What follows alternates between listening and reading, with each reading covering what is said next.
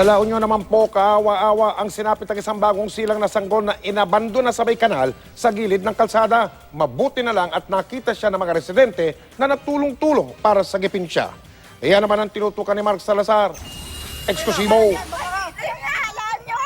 Nakadapa, walang saplot at napaliligiran ng mga basura sa gilid ng kalsada ang sanggol na ito nang makita ng mga residente ng Barangay Samara, Aringay, La Union. Agad pinuntahan ng isang lalaki at binalutan ng jacket ang sanggol na lalaki.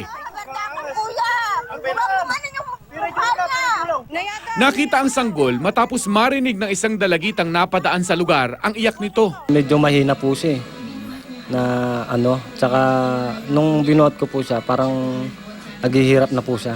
Parang nag-aagaw buhay ba. Dinala sa health center ang sanggol at saka inilipat sa La Union Medical Center sa bayan ng Agoo. Ayon sa doktor, nasa maayos na kalagayan na ang baby. Pero patuloy na inoobserbahan sa Neonatal Intensive Care Unit. Going ang antibiotics ni baby ngayon. Outside delivery kasi siya, wala rin po kaming parang access sa kanyang mami kung ano nangyari talaga sa buong course ng panganganak. Kaya nilagay namin siya sa antibiotics for now. Ayon sa doktor, kailangan din daw operahan ang mata ng sanggol. Meron siyang mga parang puti-puti or opacities kung tawagin namin sa mata. Pina-evaluate din po namin siya sa isang ophthalmologist dito sa hospital. Ang sabi po mukhang kailangan ng corneal transplant.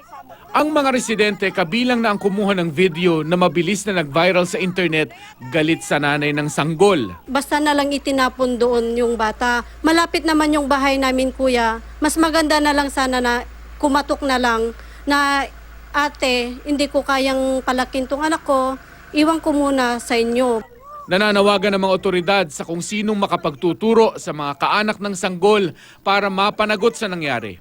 Mananatili raw muna sa ospital ang sanggol hanggang matapos ang gamutan bago ma-turn over sa DSWD. Mark Salazar, Nakatutok, 24 Oras.